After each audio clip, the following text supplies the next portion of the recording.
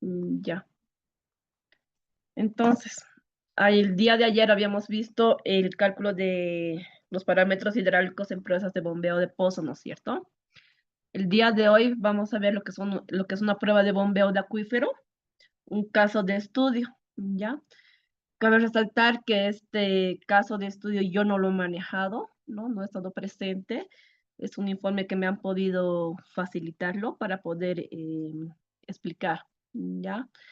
Si no me equivoco, este trabajo lo han hecho en el Alto, en uno de los pozos del Alto, con una EPSA, si no me equivoco, ¿ya? Entonces, en este tipo de estudio, han hecho, como les mencionaba, una prueba de bombeo de acuífero, donde han determinado el tipo de acuífero, los acuíferos presentes en la zona, ¿no? Las características hidráulicas del acuífero y han determinado el radio de influencia del pozo, ¿no? Han utilizado estos 5 pozos, ¿no? Pozos de producción y 4 pozos de observación.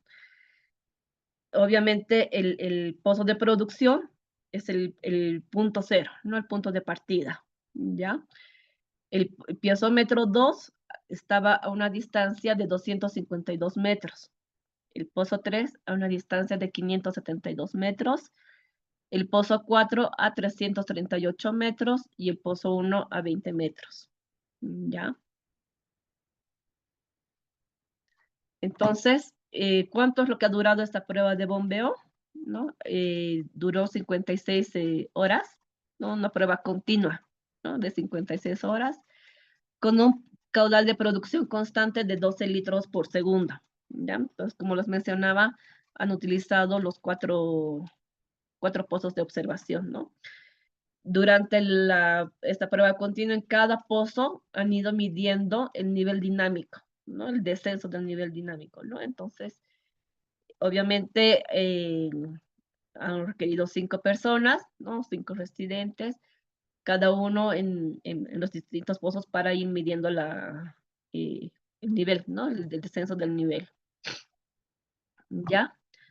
Entonces, para el pozo de producción, no en graficado, ¿no? Entonces se tiene la gráfica del descenso del nivel dinámico, ¿no? Con respecto al tiempo, ¿no? Entonces, cuando el nivel del agua no se estabiliza, es lo que menciona, ¿no? Están en un régimen variable, ¿ya? Y cuando el nivel del agua se estabiliza, están en un régimen permanente, ¿ya? En este caso, este pozo estaba en un régimen variable, ¿no? Entonces, no ha sido una estabilización como hemos visto ayer, ¿no? Entonces, el nivel del agua se estabilizaba, ya sea en la prueba de bombeo escalonada continua, entonces se veía una estabilización continua, ¿no? Entonces, en el tiempo se veía la estabilización. En cambio, en este tipo de pozos, en este tipo de prueba de bombeo, ¿no? El descenso del nivel dinámico, no hay una estabilización constante, ¿no? Ahora bien, para el piezómetro 1, eh, espero que se me escuche, está lloviendo, entonces hay ruido de la lluvia ya. Se tiene el descenso del nivel del agua, ¿no? Para este piezómetro. ¿Cuánto vendría a ser aquí el abatimiento? Más o menos. ¿Quién me podría responder?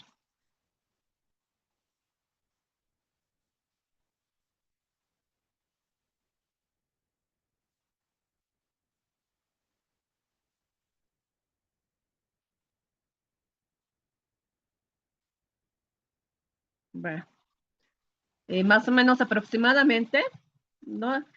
Tenemos acá en profundidad, ¿no? A los 7 metros y a los 8 metros, ¿no? Entonces, el abatimiento llega entre los 7 y los 8 metros, ¿no?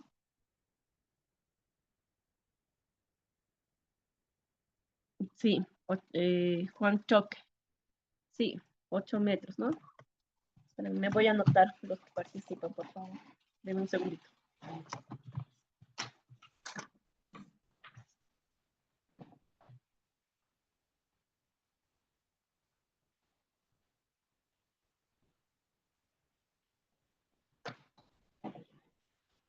¿Ya?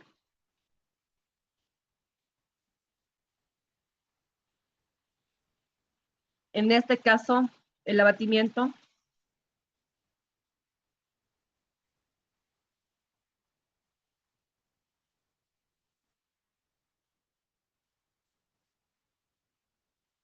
¿Quién podría? A los 1.6, Janina.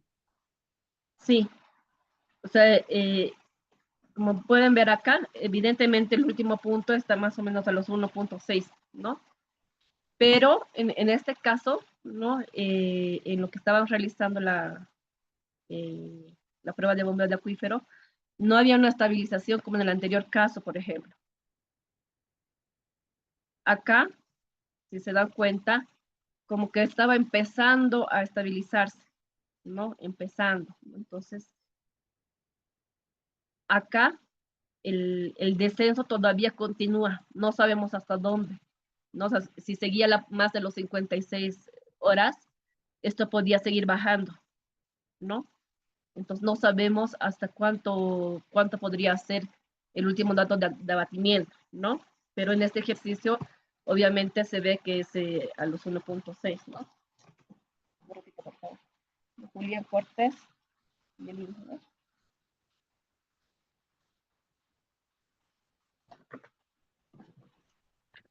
Bueno, te surgió una pregunta. Dígame. ¿Te acuerdas de las gráficas? El abatimiento entonces se considera a partir de un punto de inflexión, a partir de esa, en este caso, de esa pendiente negativa. A partir de acá, ¿no? O sea, el descenso, ¿no? Porque aquí, si se dan cuenta, está en cero, ¿no? Entonces, a partir más o menos de los 100 minutos, ya empezaría lo que es el descenso. Claro, pero para considerar el abatimiento, como decía, esto podría seguir bajando y en algún momento tendría que empezar a, qué sé yo, como un Estabilizar. punto de inflexión, de cambiar la Ah, pendiente de esta tendencia, y en sí, ese punto podría considerarse la profundidad de abatimiento. sí, Ah, gracias. ¿no? En este otro caso, en el piezómetro 3, con el que han trabajado, del mismo modo, ¿no? Entonces, a los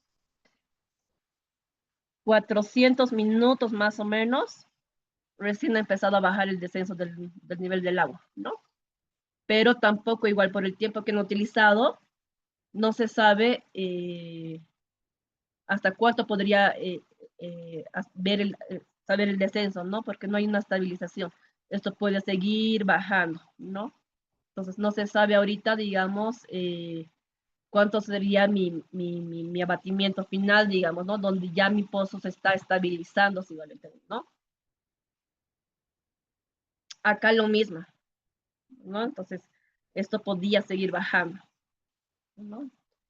Solamente en un piezómetro se ha podido ver una relativa estabilización, ¿ya? Entonces, para el cálculo de la transmisividad es el mismo caso que hemos visto el día de ayer, ¿no? Son las mismas fórmulas, ¿ya? La fórmula que hemos utilizado es esta 2.3 por el caudal sobre una constante de 4 por pi por delta S. Delta S habíamos dicho que es los descensos, ¿no? En un ciclo logarítmico, ¿no? Se mide el descenso 2 con el descenso 1, ¿no? Tiene que, en una ecuación o en una recta lineal, ¿no? En una lineal, tenemos que medir nuestros descensos, ¿no? Hacer la resta de S2 y S1, ¿ya? Entonces tenemos acá en este punto de 35 metros y de 25 metros, ¿no? Entonces tenemos una delta S de 10, ¿ya? Reemplazando los datos, eh, ojo, ¿no? O sea, 2.3 dividido entre 4 por pi nos sale 0.183. Ya, eso es lo mismo. Ya solamente que acá han hecho ya la fórmula directa, digamos, ¿no? Reemplazando los datos, ¿no? Del caudal con el que han trabajado, lo han convertido a metros cuadrados por día y el delta S, ¿no? Entonces tienen los 10 metros y han podido sacar una transmisividad de 20 metros cuadrados por día, ¿ya? Para el cálculo de la transmisividad en el piezómetro 1, ¿no? De la misma manera, ¿no? Han hecho los cálculos respectivos con el mismo caudal, ¿no? Y con una delta S de 3 metros, ¿no? Para este caso, la transmisividad les ha salido 66.72 metros cuadrados por día.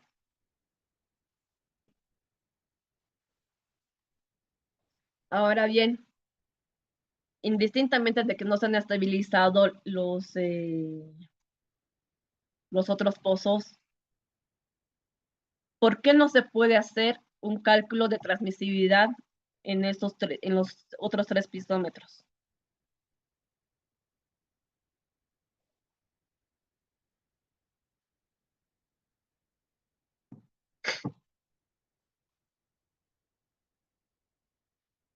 ¿Alguien? Bueno, tal vez sea por lo que son pozos de observación. No. O sea, estamos trabajando, este pozo 1, piezómetro 1, es de observación. El único de producción es el que está en el punto 0 que habíamos dicho, ¿no? Los restantes 4 son de observación, ¿ya? Pero ¿por qué no podemos hacer un cálculo de transmisividad en estos 3 piezómetros, en estos 3 pozos de observación? ¿Por qué? Y que tal vez porque no tienen recuperación. No, no sé, este piezómetro tampoco tiene recuperación. Qué buenas noches. Podría ser porque no podríamos formar la línea recta que formaría el delta S. Exacto, ¿no? Hemos dicho que tiene una lineal, ¿no? Esta lineal tiene que entrar la mayor cantidad también de los puntos que se han medido, ¿no? Si se dan cuenta, ayer habíamos hablado de ciclos logarítmicos, ¿no es cierto? Acá se tienen 1, 2, 3 ciclos logarítmicos, entre comillas, completos, ¿no? Pero, ¿qué pasa? No puedo trabajar en mi ciclo logarítmico de 1 a 10, ¿por qué? Porque la tendencia de la línea es diferente, o sea, en diferente dirección mis puntos, ¿no es cierto? En este otro punto, si yo jalo mi tendencia de línea, ya no ingresa, ya no se llena todos mis puntos medidos, no entrarían dentro de mi tendencia de línea. En este caso, solamente en el ciclo logarítmico de 10 a 100 entran la mayoría de mis puntos. Entonces, por eso es que se trabaja en este ciclo logarítmico, para este caso, ¿no?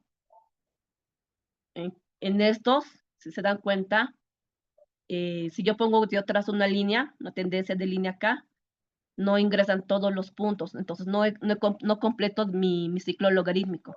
Acá tampoco sé hasta dónde va a llegar mi abatimiento, ¿no es cierto? Lo mismo pasa acá y lo mismo va a pasar acá, ¿ya? ¿Quién me ha dicho, quién es la última persona que ha hablado? Perdón, no he visto su nombre.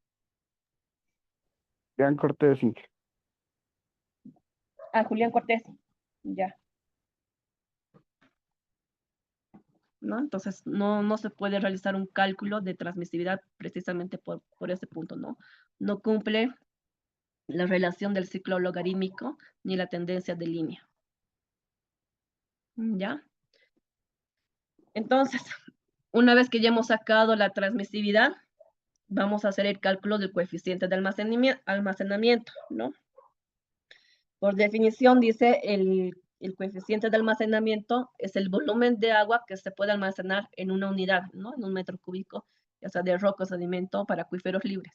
Para un acuífero confinado, la unidad de medida es de 1 metro de ancho por 1 metro de largo por la altura de la columna saturada del acuífero, donde el nivel del agua, que va a ser el nivel potenciométrico, tiene que bajar a 1 metro, ¿no? Entonces, la fórmula que utilizan no es esta, ¿no? Entonces tenemos el coeficiente de almacenamiento, que es igual a una constante de 2.25 por la transmisividad y por el tiempo cero, ¿ya? Sobre la distancia entre el pozo de observación con respecto al de producción. En este caso hemos trabajado solamente con un solo pozo de observación, ¿no es cierto? ¿Ya? Entonces tenemos el cálculo del piezómetro 1. Hemos dicho que está a una distancia al principio de 20 metros, ¿no es cierto? Y reemplazamos datos, ¿no? Simplemente, ¿no? Entonces, mi transmisividad para este piezómetro hemos dicho que es de 66.72 metros, ¿no? Reemplazo datos. El tiempo es de 3.6 minutos, ¿no? Dice el tiempo donde se corta el eje X. ¿Qué significa esto? ¿Dónde empieza el punto, ¿no es cierto? Mi eje X va a ser mi punto cero en este caso, ¿no? Entonces, aquí empieza el tiempo cero, ¿no? Entonces, yo mido, ¿no? Y más o menos es 3.6, es lo que han calculado, ¿no? Sabemos que el coeficiente de almacenamiento es adimensional, no tiene una unidad como eh, como los otros parámetros, ¿no? Que es metro sobre segundo, metro cuadrado sobre día, etcétera, ¿no? Como sé que es adimensional, no tiene que haber ninguna unidad, ¿no? Yo tengo 3.6 minutos que han calculado del punto cero, ¿no?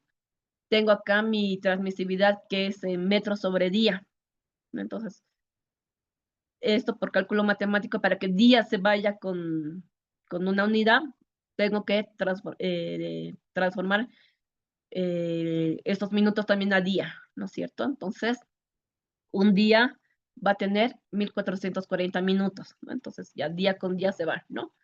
Minuto con minuto se va a ir, ¿no? El metro cuadrado de la transmisividad con el metro cuadrado de la distancia se va, ¿no? Entonces ya no tengo ninguna unidad. Simplemente hacemos el cálculo y me sale 0.0092. Que esto va a ser igual, lo han transformado a una exponencial, ¿no? 9.2 por 10 a la menos 4, ¿no? Este es el cálculo que han realizado con este piezómetro, ¿no? Entonces, han manejado esta tablita, ¿no? De un texto de Sánchez, dice conceptos fundamentales de hidrogeología, 10 a la menos 4, ¿no? Entonces, el coeficiente de almacenamiento entre 10 a la menos 3 a 10 menos 4 menciona que es un acuífero semiconfinado, ¿no? El agua proviene de la descompresión y de los resúmenes desde las capas confinantes, ¿no? Entonces, ya han determinado qué tipo de acuífero es, ¿no? Ahora bien, una vez que han determinado eso, hacen el cálculo, quieren determinar lo que es el radio de influencia, ¿ya?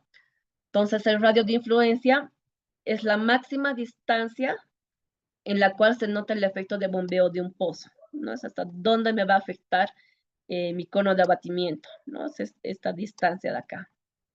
Nos dice, cualquier bombeo de agua subterránea está caracterizado por una serie de parámetros físicos, ¿no? Sabemos del descenso, que es uno de los parámetros, a una distancia determinada, ¿no? El caudal de extracción, perdón, ¿no? También la transmisividad, el coeficiente de almacenamiento y el espesor saturado, ¿no? Todos estos parámetros condicionan también al radio máximo de influencia del bombeo, que se define como la distancia al pozo de bombeo a partir del cual no se nota la influencia. Es decir, cuando el nivel dinámico es igual al nivel estático, ¿no? O sea que cero, digamos, ¿no?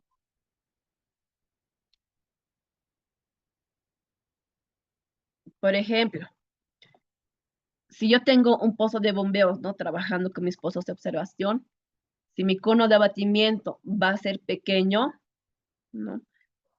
No va a haber, no voy a interferir, no va a haber una interferencia entre pozos, por ejemplo, ¿no? Entonces, si se dan cuenta acá, el nivel, si estoy haciendo mi prueba de bombeo acá, el nivel de mis otros pozos no va a afectar mucho, ¿no? Entonces se va a mantener ahí el nivel, no va a ir bajando de a poquito. porque mi cono de abatimiento tampoco es grande, ¿no?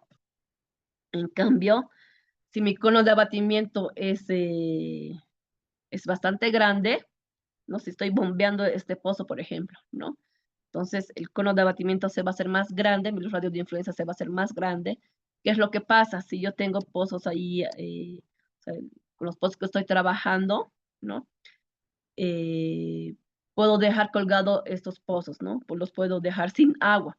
Entonces, significa que estoy interfiriendo, eh, va a influir mucho, ¿no? El bombeo de este pozo va a influir en este pozo y ¿qué va a hacer el descenso? Obviamente va a bajar y este pozo ya no va a tener agua, ¿no? Lo mismo pasa en este otro caso, ¿no? Va a haber una interferencia entre pozos. Le voy a quitar el agua a estos pozos, básicamente, ¿ya? Esa es la interferencia entre pozos, ¿no? No es lo ideal que pase esto, ¿no? Pero hay que tener cuidado,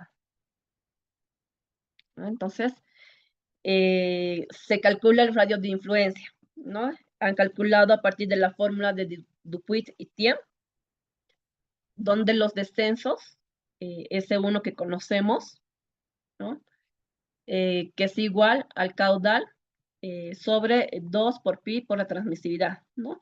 Y el logaritmo neperiano, si no me equivoco, creo que se llama así, ¿no? Del radio de influencia por la distancia, ¿no? Del pozo de observación con respecto al pozo de bombeo, ¿no? Entonces, hemos dicho que tenemos el abatimiento, ¿no? De 7.77 que hemos medido en el piezómetro 1, la distancia, lo que les mencionaba, ¿no? El S2 en este caso va a ser 0 metros a una distancia del radio de influencia, ¿no? Tenemos el caudal medido, tenemos la transmisividad, ¿ya? Entonces, reemplazamos datos, simplemente reemplazamos datos, hacemos el cálculo respectivo y nos sale un radio de influencia de 395 metros, ¿ya? ¿Qué significa esto? Habíamos dicho el pozo 2 a 252 metros, el pozo 3 a 572 metros, el pozo 4 a 338 metros y el pozo 1 a 20 metros, ¿no? Yo tengo un radio de influencia de 395 metros, es decir, que todo lo que está dentro de los 395 metros de distancia es lo que va a incidir en esos pozos, ¿no? Que va a afectar el bombeo en esos pozos, ¿no? Entonces, el piezómetro 1, de hecho, va a afectar, ¿no? En el pozo 2, en el piezómetro 2 y el piezómetro 4, ¿no? Están dentro del área de influencia con respecto al pozo de producción. Si se dan cuenta acá, el pozo 3, que está a 572 metros, no le ha afectado, no va a afectar el radio de influencia con respecto a este pozo, ¿ya? Entonces, para que no exista una interferencia entre pozos, la distancia mínima a la que un pozo de similares características y caudal de producción se tendría que ubicar más o menos al doble del radio de influencia, ¿no? O sea, esto redondeado a 400 metros, el doble a 800 metros. ¿Para qué? Para que no, como que no sé, si voy a construir un pozo de producción con las mismas características que este pozo que hemos trabajado, para que no haya interferencias, o sea, no se quiten agua, digamos, entre estos dos pozos, ¿no? Entonces, tienen que tener una distancia de 800 metros, ¿no? Una distancia mínima. Si se puede más, mucho mejor, ¿no? Pero mínimamente 800 metros, ¿no? Para que no, como les decía, para que no se quiten agua entre estos dos pozos de producción, ¿no?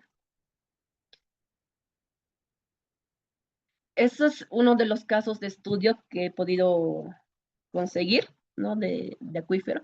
Como les mencionaba, no he tenido la oportunidad de hacer uno yo, pues ya llegará el momento, ¿no? Pero de esta manera es cómo se pueden sacar los parámetros hidráulicos cuando se trabaja o cómo se puede interpretar los parámetros hidráulicos cuando se trabaja en una prueba de bombeo de acuífero, ¿ya?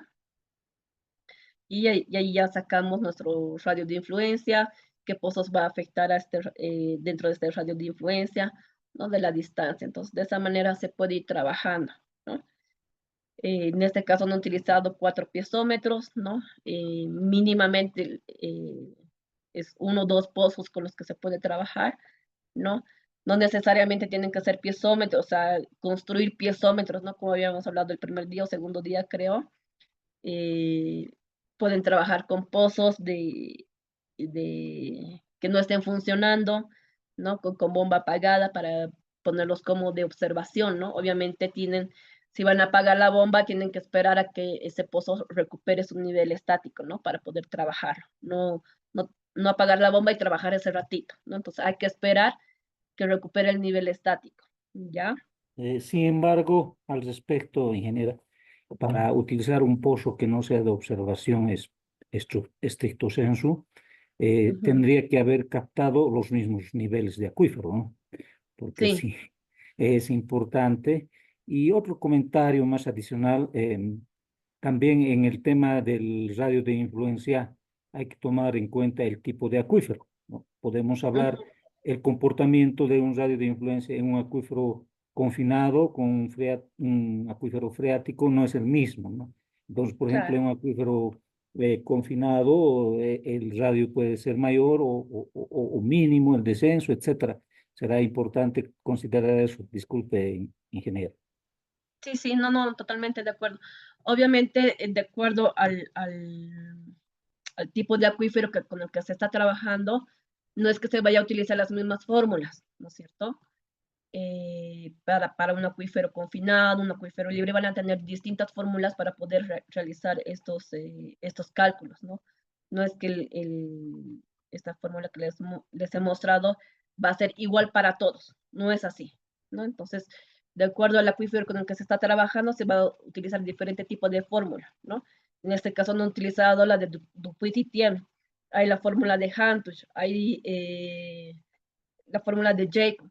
Les voy a pasar igual un libro, lo voy a subir hoy día a la plataforma, donde pueden ver ahí, hay distintas fórmulas, ¿no? Con las que se puede ir trabajando. Entonces, este libro les va a servir también de ayuda, perdón, ¿no? Entonces, eso hay que considerarlo, ¿no? Sí, está bien, Ige, gracias.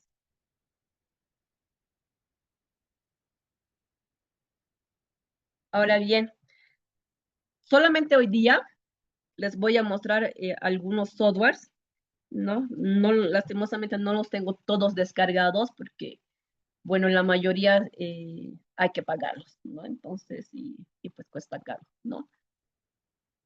Mañana vamos a ver uno de los softwares eh, para ver cómo hacen los cálculos, ¿no? Uno de los que hay es el IPIVO, que es la estimación de parámetros hidráulicos de ensayos de bombeo. No permite estimar los parámetros hidráulicos, ¿no? Hay otro programa que es el WELL, y que también permite la interpretación de ensayos de bombeo, determinar algunos parámetros hidrogeológicos como es la transmisividad, el coeficiente de almacenamiento, ¿no? Ya sean acuíferos libres, confinados y semiconfinados, ¿no? Esta es la pantalla principal, ¿ya? Tenemos el PIBE, ¿no? Que de igual manera hace los cálculos de transmisividad, coeficiente, ¿no? Pérdidas de carga, gradiente hidráulico, hay que saberlos manejar, ¿no? Entonces, eh, se debería tener ya un curso específico, ¿no? Con un software, ¿no? Ahora lo vamos a ver un poco más, no tan a detalle, ¿no? Pero les voy a mostrar un poquito el día de mañana, ¿ya? Pero sí debería haber un curso bien específico, ¿no? Hay empresas que se encargan de dar este tipo de cursos específicos solamente para softwares, ¿no? el Aquifer Test, que es el más conocido, ¿no? Hay la versión demo en internet, lastimosamente yo ya lo había utilizado la versión demo y no he podido volverlo a descargar para mostrarles. No, ya no me permite descargar la versión demo, pero ustedes lo pueden hacer la prueba y se puede visualizarse. Tiene un tiempo, creo que de 7 días, si no me equivoco, ¿no? Este es uno de los más conocidos, más completos que se puede utilizar, ¿no? Lastimosamente cuesta el comprarse el software, si no me equivoco, está alrededor de los $1000, ¿no? Entonces, es el mejor, pero cuesta caro, ¿no? Tenemos el AQT Solve, ¿no? Que también es un buen programa. Este lo vamos a ver el día de mañana, ¿no? Entonces, pues, se puede sacar ya aquí también las pruebas de bombeo, etcétera, ¿no? Y la versión demo también que me he podido descargar, la versión demo, porque igual tiene su costo, ¿ya? Ahora bien, lo que les mencionaba igual en las anteriores clases, se tienen algunos equipos de medición de niveles, ¿no? Estos se pueden utilizar ya sea para pruebas de bombeo, uno va, ahorita les voy a mostrar, o también para monitoreo, ¿ya? Cuando se tiene una red de monitoreo, cuando se quiere saber la medición del nivel del agua en el tiempo, ¿no? Porque uno no puede ir a campo todos los días a medir cuánto ha fluctuado el nivel del agua en ese pozo, ¿no? Entonces, se puede poner estos sensores automáticos que ya uno los programa y te va sacando los datos. Eso lo vamos a ver el día de hoy, ¿ya? Son este tipo de sensores, ¿no? Hay diferentes marcas que ahorita les voy a mostrar, ¿no? Son sensores, como les decía, que miden el nivel freático, ¿no? Que también te miden el nivel estático y el dinámico cuando se hace una prueba de bombeo, ¿ya? Entonces sirven para realizar un monitoreo con medidas espaciadas. Sirve para pruebas de bombeo, como les he mencionado, ya sea de pozo o de acuífero, ¿no? En el caso que hemos visto hoy día, si no tenemos la gente que se quede ahí a medir el pozo con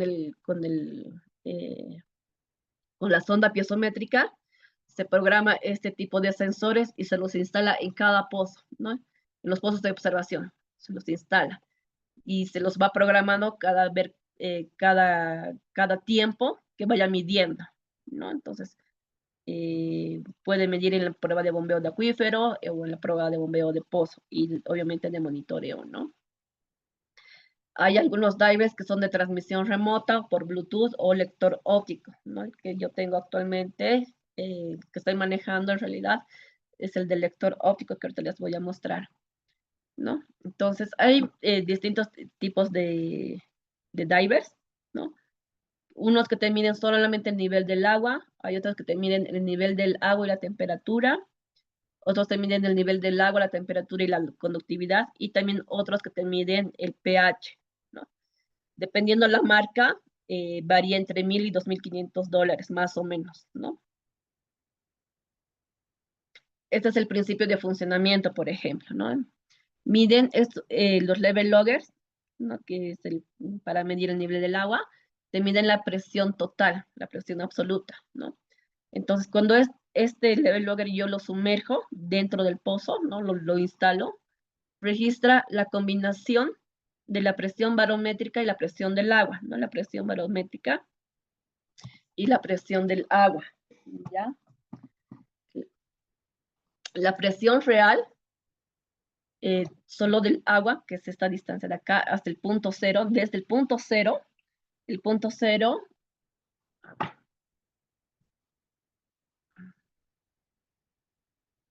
un momentito, por favor.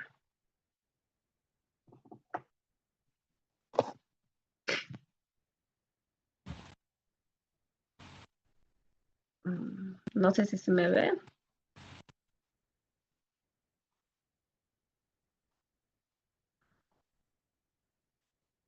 Ahí está. Esto es uno de los level loggers que yo tengo actualmente, ¿no? El punto cero, si se fijan aquí arriba, hay unos huequitos, ¿no? Entonces, este va a ser mi punto cero, ¿no? Obviamente esto va a ir instalado de esta manera, no es dentro del pozo. Esta parte de acá va a ir instalado. Acá tiene un lector óptico que va a ir conectado. Este es el lector óptico. Esto va conectado acá. Y esto mediante un cable de USB va conectado a la computadora y donde vamos a poder ver los datos a través de un software. ¿Ya?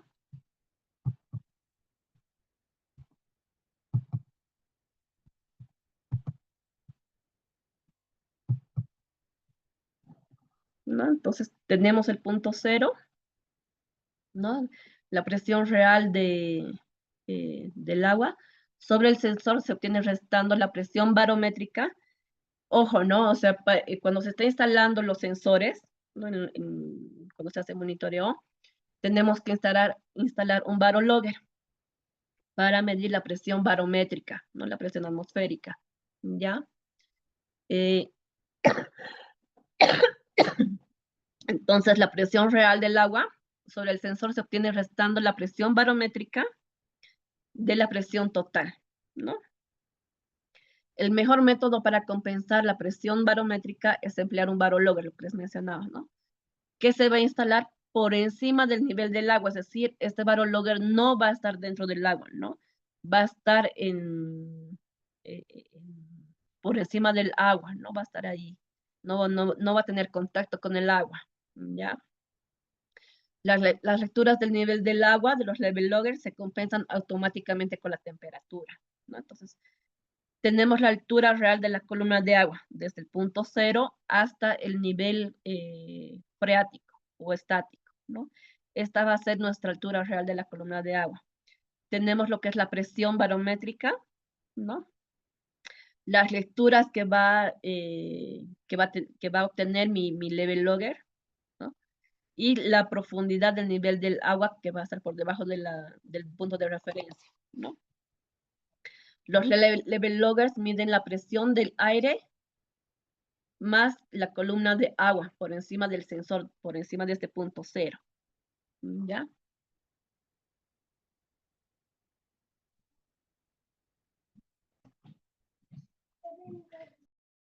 Un momentito, por favor.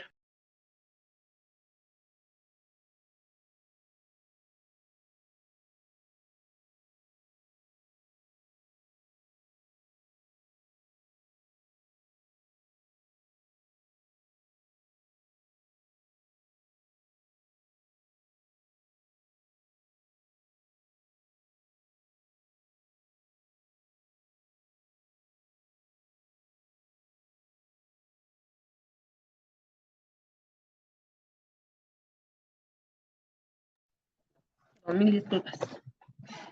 ¿No? Entonces, como les mencionaba, se conectan, estos level loggers se van a conectar a una computadora a través de un lector óptico, ¿no? Ese lector óptico que les he mostrado tiene un cable USB, va a ir conectado a la computadora de esta manera, ¿no? Y se los va a ver a través de un software el software que viene ya cuando uno compra los data loggers, ¿no? De la empresa que se vaya a obtener, te dan el software para poder mirar, ¿no? Para ver los datos, ¿no?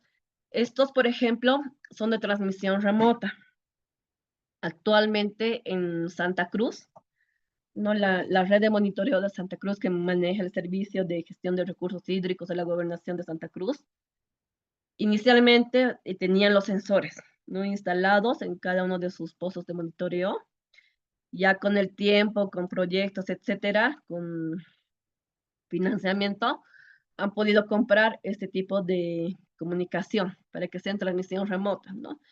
Instalando un chip, ¿no? Un chip de teléfono cualquiera, ¿no? Y esto automáticamente les llega a su correo electrónico, ¿no? En este tipo de sensores hay que instalarlos y cada mes se tiene que ir a campo a sacar los datos de este sensor, ¿no? Cada cierto tiempo hacer el monitoreo, si estamos haciendo un monitoreo, entonces cada mes ir a campo, sacar los datos y volverlos a instalar.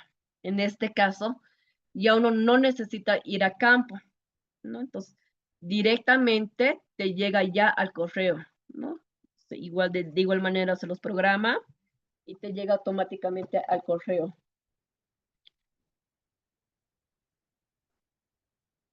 ¿No? Esta es una de las formas en las que se puede instalar, ¿no? Se puede utilizar un cable de acero o la cuerda de Kevlar, ¿no? Es una cuerda especial que maneja esta marca, ¿no? Esta cuerda Kevlar, que creo que hay acá en Bolivia, ¿no? Creo, no estoy muy segura. Hay otros dependiendo también del diámetro de sus pozos, de sus piezómetros. Te vende también la empresa unas tapas especiales para hacer la conexión o para sujetar en este caso tanto el barologger como el levelogger, ¿no? Entonces ya son tapitas especiales que te vienen, ¿no? También se puede utilizar un alambre de acero que igual está en carrete y con un ganchito, ¿no? Hacer la conexión, porque tienen acá con una tapita con un huequito y acá se puede hacer la conexión, ¿ya? De otra forma, si uno no tiene eh, si uno no puede comprar las tapitas, ¿no? Entonces, uno de forma artesanal, digamos, se puede instalar, ¿no? Entonces, en la tapita del piezómetro se hace 2 huequitos. Ay, un momento, por favor. Mil disculpas.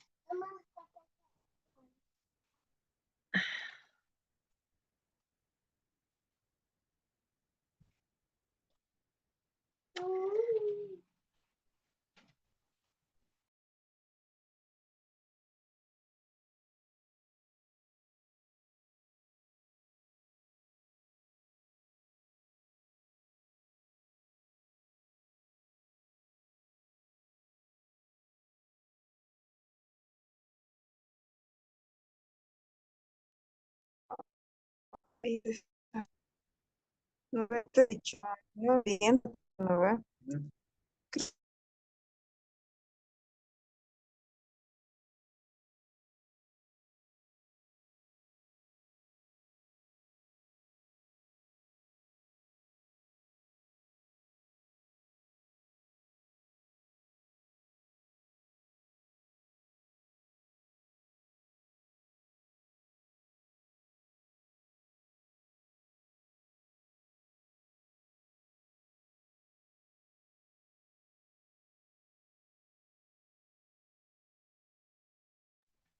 Mil disculpas otra vez.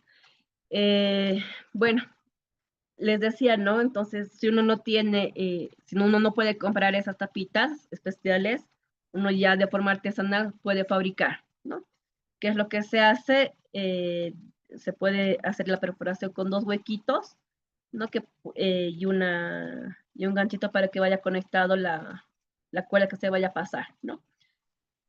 Hay algunos, en algunas redes de monitoreo que se ha visto que se ha instalado con hilo de pescar, ¿no?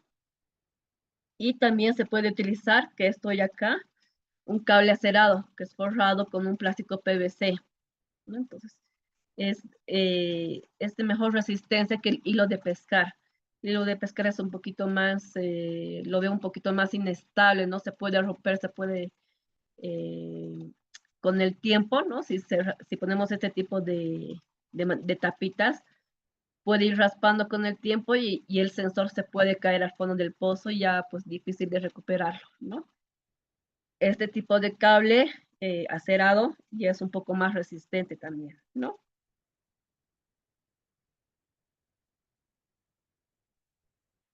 Es lo que les mencionaba, ¿no? Entonces se tiene el cable acerado y se puede ingresar al pozo, ¿no? Entonces, ¿qué es lo que hay que hacer primero, no?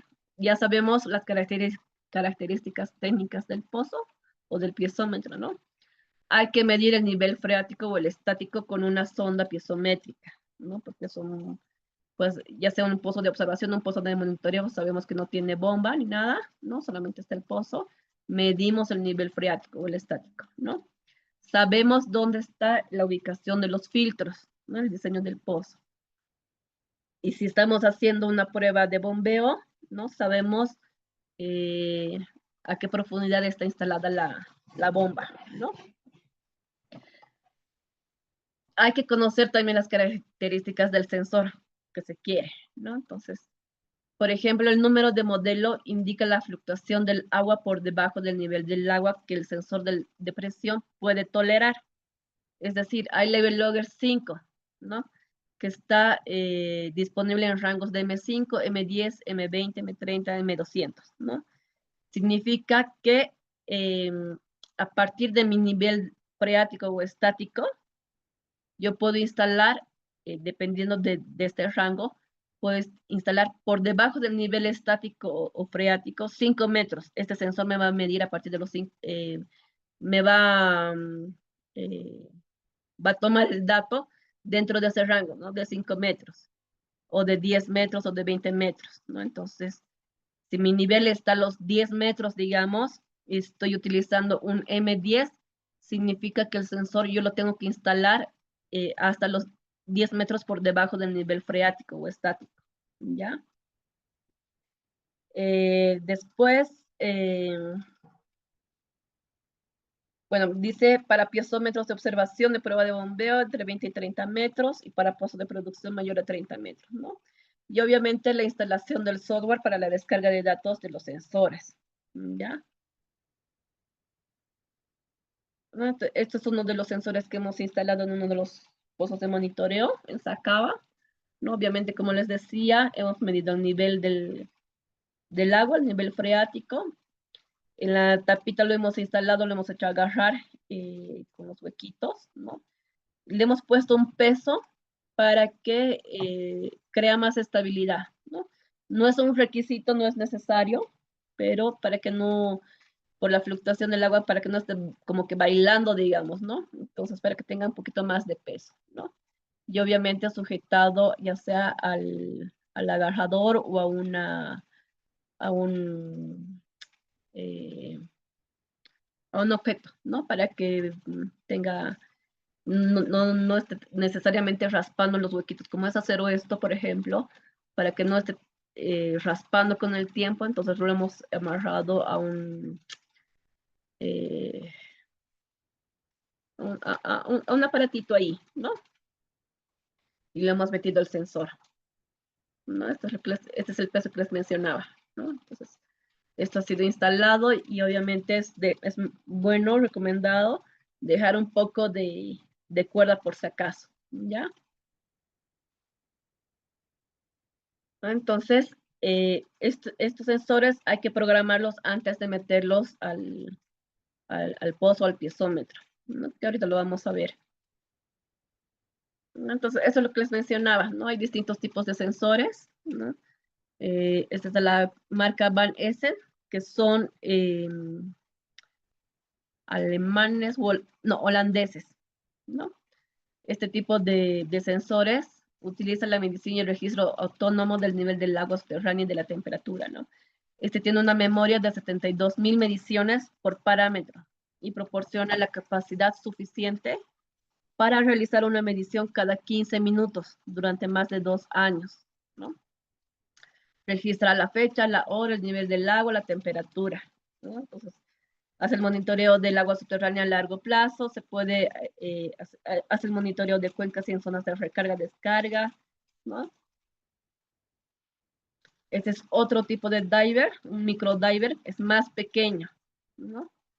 Entonces, y de la misma manera, este tiene 72.000 mediciones. Este microdiver solamente tiene 48.000 mediciones, por ejemplo, ¿no? Hay este otro tipo también de mediciones, ¿no? Entonces, por ejemplo, este sirve para o sea, monitorear las aguas subterráneas en condiciones corrosivas, ¿no?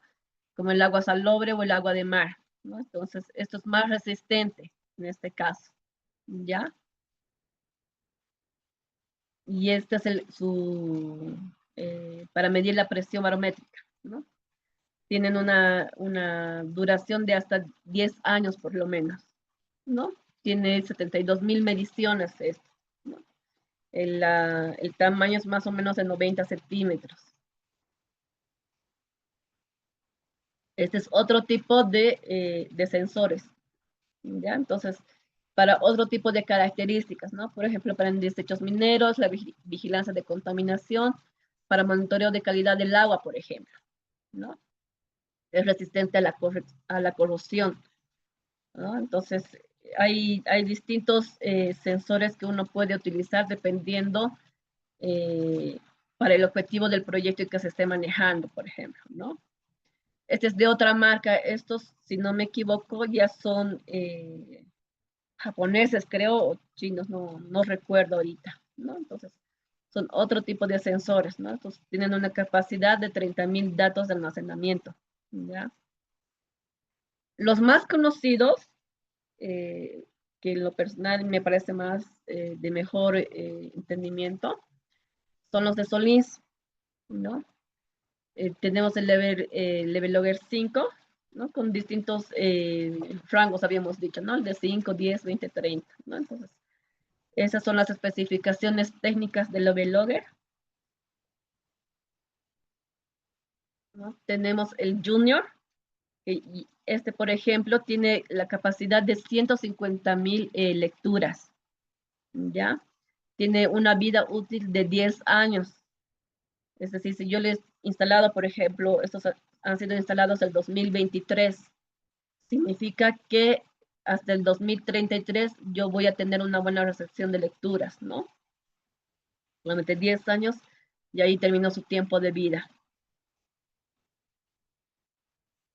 Este es el Junior, como les mencionaba, ¿no? Y este es el Barologger, que igual el Barologger tiene 150.000 conjuntos de lecturas, ¿ya? Este es otro tipo de sensor, el Level Logger 5 LTC, que proporciona un método preciso y conveniente para medir la temperatura. Este mide la conductividad, el nivel del agua, ¿no? Estos Level Loggers solamente te miden el nivel del agua y la temperatura. En cambio, este ya te mide la conductividad más. De igual manera, por ejemplo, solamente tiene 100.000 lecturas, ¿ya? Y tiene 8 años de vida útil. ¿No? Este es el software que maneja la empresa Solins, ¿no? Que les voy a mostrar a continuación. Si no me equivoco, el software se puede descargar de manera gratuita también en el internet, creo, o por lo menos igual un demo, ¿no?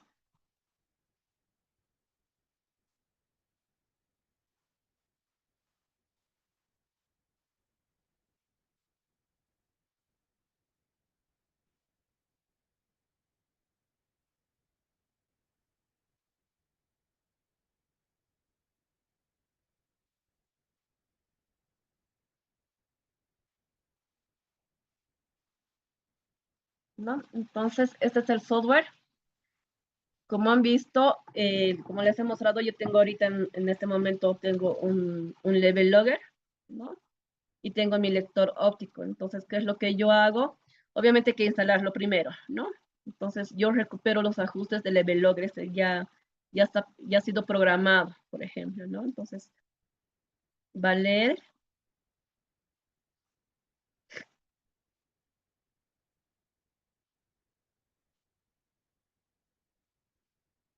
Va a tardar un poquito, ¿no? Entonces, uno ya puede poner el lugar, ¿no? El proyecto, ¿no? Entonces, va a medir, hemos dicho, va a medir el nivel del agua y la temperatura, ¿no? Entonces, ya uno acá puede programar, ¿no? Entonces, yo pongo acá en inicio futuro, cuando quiero iniciar ya sea una prueba de bombeo o un monitoreo, ¿no? Pongo la fecha y pongo la hora. Puedo yo dejar esto sin marcarlo. Es decir, que me va a ir registrando los datos sin una fecha determinada, ¿no? Si yo pongo detención futura, puedo programarlo, ok, yo quiero que me mida a partir de hoy día hasta de aquí a un mes o de aquí a un año. Cuando se cumple el año, automáticamente, como he puesto detención futura, automáticamente va a dejar de medir los datos, ¿no? Entonces, y pongo iniciar, ¿no? Como les digo, puede ser detención futura o lo dejo así en blanco y que vaya midiendo en el tiempo, ¿no? de esta manera se puede programar, ¿no? Hemos dicho que tiene 150.000 datos de lectura. ¿No? Actualmente ya este sensor ha podido registrar 722 lecturas, por ejemplo, ¿ya? Entonces, al retirar el sensor del pozo, ¿no? Yo recupero la información del sensor, ¿no? Entonces, yo tengo la medición de los niveles, ¿no? Que aquí ha registrado el sensor, por ejemplo, se ha instalado en el 3 de agosto. Y la última medición ha sido el 23 de noviembre cuando se ha retirado el sensor, ¿ya? Entonces ha registrado mi temperatura y la temperatura y el nivel. Entonces, estos datos yo puedo exportarlos, ¿no? Entonces me voy acá, exportar datos. De igual manera, puedo exportar la imagen, ¿no? Aquí ya puedo configurar qué colores quiero, etcétera, ponerle un título, ¿no? Y esto ya es cuestión de configuración nada más, ¿no? Pero puedo exportar los datos, ¿no? Entonces yo agarro, lo exporto, ¿ven? Datos y gráficos, ¿no? Entonces yo exporto los datos, ¿no? Para tener un registro en mi computadora, ¿no? Porque hay que ir guardando los datos para no perder. Los datos se van a mantener en el sensor, ¿no? Pero hay que guardar los datos para ir registrando, ¿ya? Una vez que hemos hecho esto, hemos dicho que hemos utilizado el Barologger, ¿no? Hay que hacer una compensación de datos. No solamente quedarme con este dato y manejar solamente este dato, ¿no? Entonces, agarro, me voy aquí a asistente de datos y hago una compensación barométrica, ¿no? De la misma manera que he tomado datos el level logger del nivel del agua, el Barologger ha tomado datos de la presión atmosférica. Los dos han sido retirados al mismo tiempo, ¿no? Entonces, yo puedo hacer una compensación de datos, ¿no? Entonces, yo me voy aquí a básica, hago siguiente y dice, selecciona el archivo del Barologger. Abro mi archivo, ¿no? Este es los datos del Barologger, pongo abrir, ¿no? Acá ya están el del Barologger y del level logger. Estos dos se van a compensar. Me voy a siguiente, ¿no? Entonces, si les ha salido aquí con rojo, es que algo está mal, algo se ha medido mal. Perdón. No ha realizado una buena compensación, ¿no? En este caso, hemos hecho una buena compensación. Entonces, yo me voy aquí a abierto y me va a mostrar los datos, ¿no?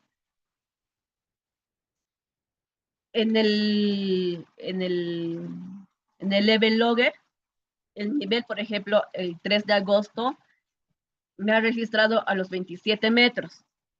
Compensando, ha corregido eso y compensando tengo a los 20 metros, ¿no?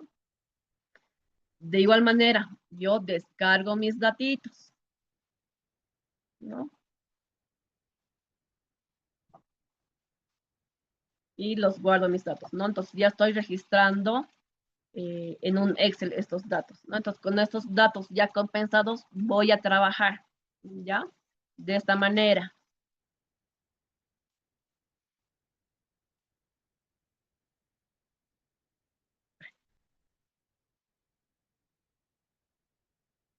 ¿No? Entonces he descargado mis datitos. Habíamos dicho, por ejemplo, para este pozo tenemos una profundidad del nivel freático de 36 metros. La instalación ha sido a los 56 metros, ¿no? Entonces, un M20. Perdón, ¿no? Entonces, el nivel compensado, hemos dicho que ha salido 20, ¿no? El 3 de agosto, 20 metros, ¿no? Y la temperatura. Sabemos que mi nivel freático es a los 36 metros, ¿no? ¿Qué es lo que hacemos? No podemos asumir que estos 20 metros sean reales, ¿no? Porque si bien el sensor está programado para medir los niveles, ¿no? En un cierto tiempo, El sensor no sabe a qué nivel freático está tu pozo o tu piezómetro. No sabe. No, tampoco se puede, no se pone, no hay ese datito para poner dentro del sensor, si no me equivoco, ¿no? Entonces, hay que realizar un cálculo después de la compensación, ¿no? Entonces, agarra. Yo sé que mi sensor está instalado a los 56 metros. Yo resto esos 56 metros menos la profundidad del nivel del agua que ha registrado el sensor, ¿no? Entonces, como es un M20, por debajo del nivel freático ha registrado esos 20 metros, ¿no? Para saber mi nivel freático real, yo resto la profundidad menos el nivel del agua. Entonces, mi primer dato, ya voy a tener mi nivel freático real, ¿no? Si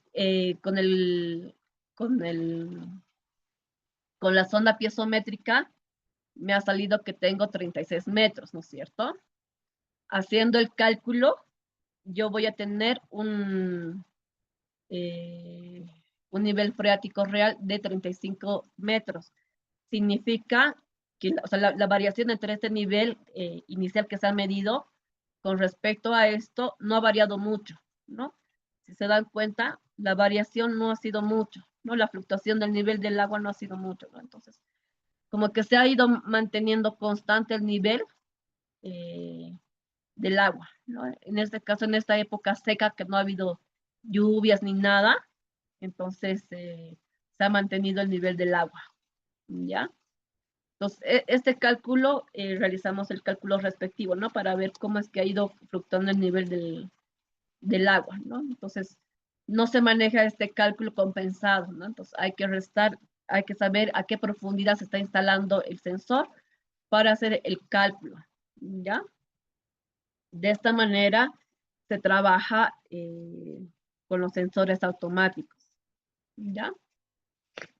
No sé si tienen alguna pregunta con respecto a esto.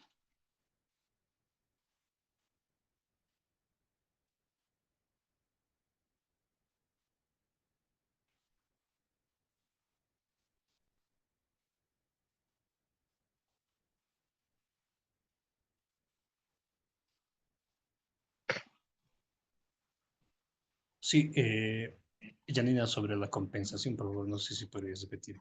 Gracias. Ya.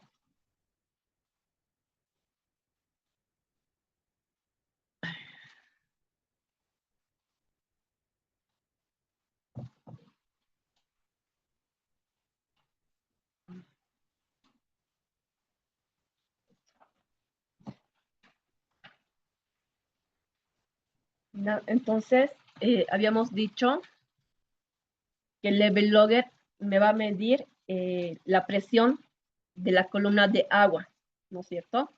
El barologger me mide la presión atmosférica, ¿ya? Entonces, ¿qué es lo que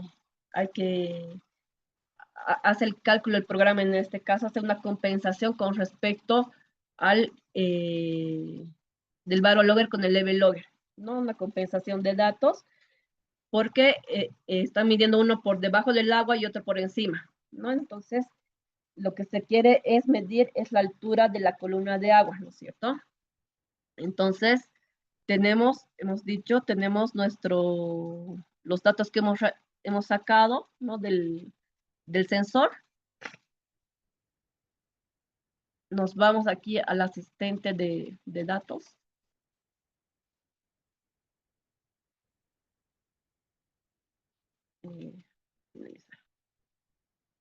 ¿No? Y hacemos la compensación básica. También se puede hacer una compensación avanzada, ¿no? Hay estos otros tipos de compensaciones, ¿no? Ya de otra forma, ¿no? Entonces, acá, por ejemplo, ya incluyen un ray logger, ¿no? Que mide datos superficiales, ¿no? Entonces, la que más se utiliza en este caso para hacer las compensaciones es esta básica, ¿no? Entonces, se va aquí a básica, se hace clic ahí en básica, se va a siguiente. Acá aquí hay que seleccionar el archivo del barologger. ¿No? Y yo tengo mi barologger. ¿no? Es el del que ha registrado que está instalado por encima del nivel del agua, ¿no? Del que registra la presión atmosférica. Pongo siguiente.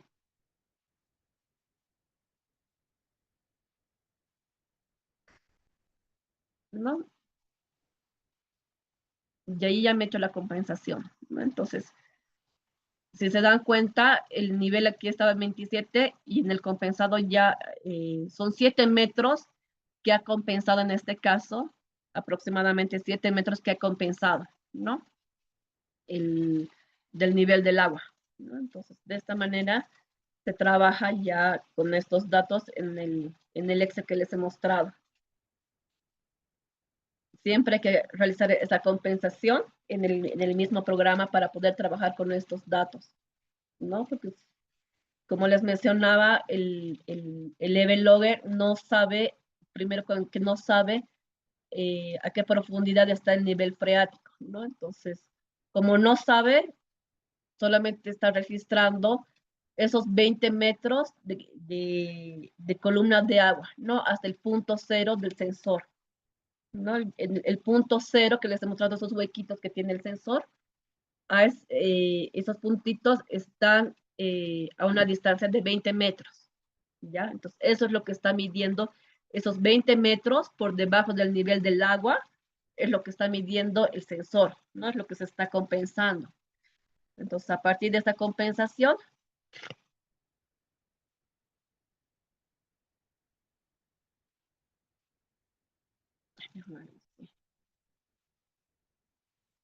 ya.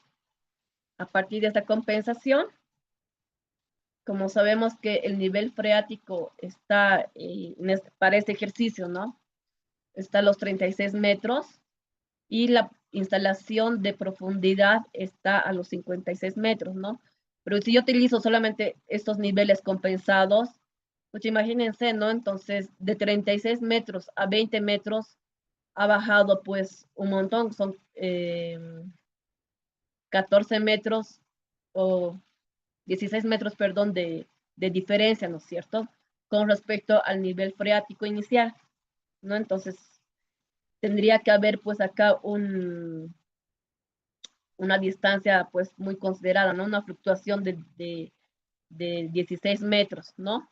Entonces, en la realidad no es así, ¿no? Pero de un día para el otro, no, imagínense cuánto ha bajado, ¿no? 16 metros, ¿no? Entonces, no va a ser una lectura real, ¿no? No está bien medido, o sea, no está bien trabajado ese dato si yo solamente manejo con esto, ¿no? Entonces, por eso hay que realizar esta resta del punto cero del que se ha instalado a los 56 metros en este caso, menos el nivel compensado, ¿no? Ya haciendo esta resta me sale a los 35.97, que es más razonable que 20 metros, ¿no es cierto? Entonces, de un día para otro no ha bajado casi nada, ¿no? El nivel del agua no ha fluctuado mucho, no apenas 0.13, ¿no? Que es casi nada de lo que ha fluctuado, ¿no? Entonces, si se dan cuenta, la fluctuación del nivel del agua es un poco constante en el tiempo. No hay una variación significativa, ¿no? Aquí en la gráfica pueden ver que está así como rectito, ¿no? Entonces no hay mucha fluctuación del nivel del agua.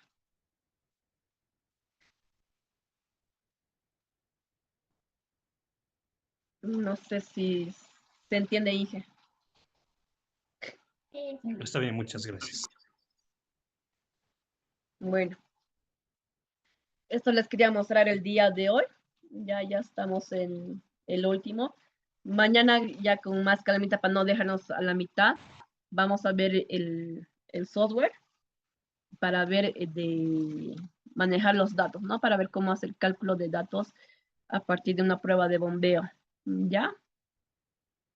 El día de hoy ya los voy a dejar descansar y mañana nos vemos entonces a las 7:30.